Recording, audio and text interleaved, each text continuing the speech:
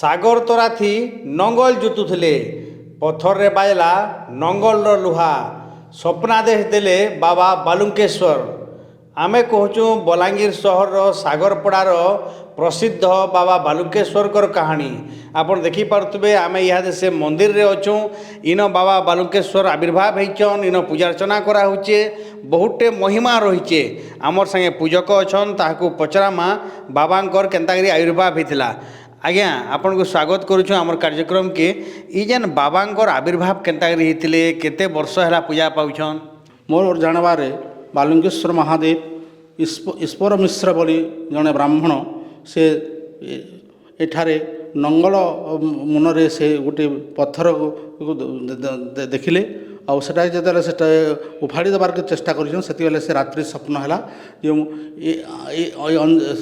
ସ୍ଥାନୀୟ ସ୍ତ୍ରୀମାନେ କାର୍ତ୍ତିକ ମାସରେ ହବିଷ୍ୟ କରିକରି ମହାରାଣୀ ସାଗରରୁ ବାଲି ଆଣିକରି ମୋ ପଥର ଉପରେ ବାଲୁଙ୍କେଶ୍ୱର ବୋଲି ସେମାନେ ପୂଜା କରୁଛନ୍ତି।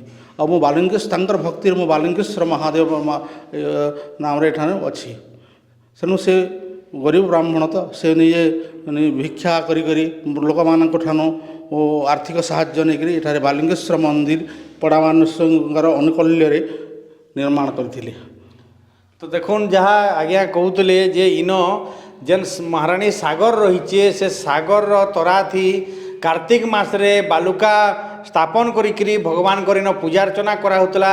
ସେ ସମୟାନେ ଇନ ଯେତେବେଳେ ନଙ୍ଗଲ ଜୁତିଛନ୍ ଚାଷ କରବାର୍ ଲାଗି, ସେନ ବାବା ସ୍ୱପ୍ନାଦେଶ ଦେଇଛନ୍। ଆଉ ସେ ପଥରକେ ବି ସେ ବହୁତ ଚେଷ୍ଟା କରିକି ବି ଇନ ହଟେଇ ନି ପାରିଲେ। ସେ ଯେନ୍ ପଥରର ଉପରେ ବାଲି ଅଛେ, ବାଲି ଉପରେ ଭଗବାନଙ୍କୁ ସ୍ଥାପନା କରିକିରି ବାଲୁଙ୍କେଶ୍ୱରଙ୍କର ପୂଜାର୍ଚ୍ଚନା କରାହେଉଛେ। ଆଜ୍ଞା ମହିମା କାଣା ରହିଛେ? ଭକ୍ତମାନେ ଯେନ୍ ଆଏସନ୍ କେନ୍ତା କାଣା ମନସ୍କାମନା ପୂର୍ଣ୍ଣ ହେସି? ବାଲୁଙ୍କେଶ୍ୱର ମହାଦେବଙ୍କ ଠାନ ବହୁତ ତାଙ୍କର ନାମ ଅଛି। ଆଉ ଭକ୍ତମାନେ ନିଜର ପୁତ୍ର କାମନାରେ କି ଚାକିରି କାମନାରେ ଯେଉଁମାନେ ଆସୁଛନ୍, ତାଙ୍କୁ କୌଣସି ରୋଗ ବ୍ୟାଧି ନିବାରଣ ଲାଗି ଆସୁଛନ୍, ସେମାନେ ତୁରନ୍ତ ବାବାଙ୍କର ଆଶୀର୍ବାଦରେ ଆରୋଗ୍ୟ ଲାଭ କରୁଛନ୍ତି। ଆଜ୍ଞା ଗୋଟେ ଜିନିଷ ଯେ ଇନ ଯେନ୍ ମା ଚଣ୍ଡୀ ଅଛନ୍ ବହୁତ ପ୍ରଖର ବୋଲି କୁହାଯାଏସି। ମାଙ୍କର ବି ବହୁତ ମହିମା ରହିଛେ। ମାଙ୍କର କାଣା କିମ୍ବଦନ୍ତୀ ରହିଛେ, କେନ୍ତାକରି ମାଙ୍କର ସ୍ଥାପନା ହେଲା?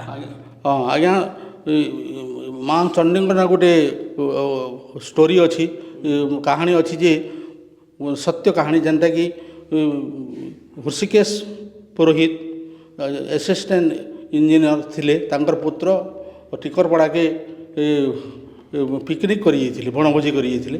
ଆଉ ସେଠାରେ ସେ ଯେତେବେଳେ କି ଫୋନ୍ ଦ୍ୱାରା ଶୁଣିଲେ ଯେ ଗୋଟେ ତାଙ୍କର ପୁତ୍ର ନାଁରେ ଜଣେ କୁମ୍ଭୀର ଖାଇ ଦେଇଛି ବୋଲିକରି, ସେ ମାଆଙ୍କୁ ଚିନ୍ତା କଲେ। ଆମର ଏଠାରେ ତ ସେ ଚିନ୍ତା କଲେ ଯେ ମୁଁ ବାଲୁଙ୍କେଶ୍ୱର ମହାଦେବଙ୍କର ଚଣ୍ଡୀଙ୍କ ଠାରେ ଗୋଟେ ମନ୍ଦିର କରି ମୂର୍ତ୍ତି ସ୍ଥାପନା କରିବି, ଯଦି ମୋର ପୁଅ ବଞ୍ଚିଥିବ।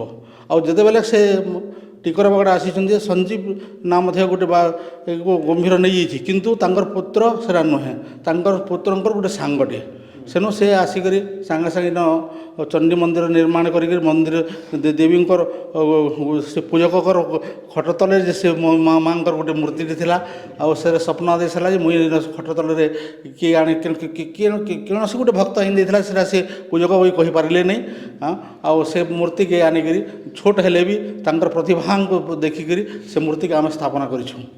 ତ ଦେଖୁନ୍ ଇନ ବାବା ବାଲୁଙ୍କେଶ୍ୱରଙ୍କର ଯେତେ ମହିମା ରହିଛେ, ଇନ ପୂଜା ପାଉଥିବାର୍ ମା ଚଣ୍ଡୀଙ୍କର ବି ସେତେ ମହିମା ରହିଛେ।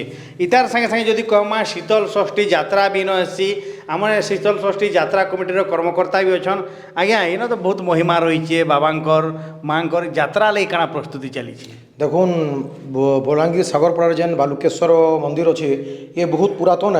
আমি যেহেতু শীতল ষষ্ঠী ৪৮ বর্ষ দেখুছু, কিন্তু বহুত দিনরু মন্দির স্থাপনা হয়েছে। আগু মধ্য ছোট আকারে এ পড়ারে আরম্ভ হয়েছিল শিবঙ্কর বিহাঘরটা। আমি সেটাকে বর্তমান বজায় রাখিছু। সেটাকে চলিত বর্ষ যেটা শীতল ষষ্ঠী যেটা আমার পশ্চিম ওড়িশার গোটে মহান পর্ব বলে কুহযিবা। সম্বলপুরে যেটা হেসি আমি তাকে মানে বলাঙ্গীরে বি তানু কেনার ভাল আসে দিগর আমি কাম করছু। আমি চেষ্টা করমু পড়া তরফରୁ আউ কেনতা সুন্দর করে পারমু। বলাঙ্গীর কেনতাকি লোক মানে যেন গাঁ গহলির দেখি আবে, সে কেনতাকি শান্তিপূর্ণ দেখবে। আপনার জরিয়ারে আমি পুলিশ বিভাগকে বি অনুরোধ করমু যে চলিত বর্ষ কেনতাকি মানে পুলিশ বিভাগ তরফ কেন ভলসে আরেঞ্জমেন্ট করা যেটা সব লোক মানে কৌশি অসুবিধার সম্মুখীন না হন।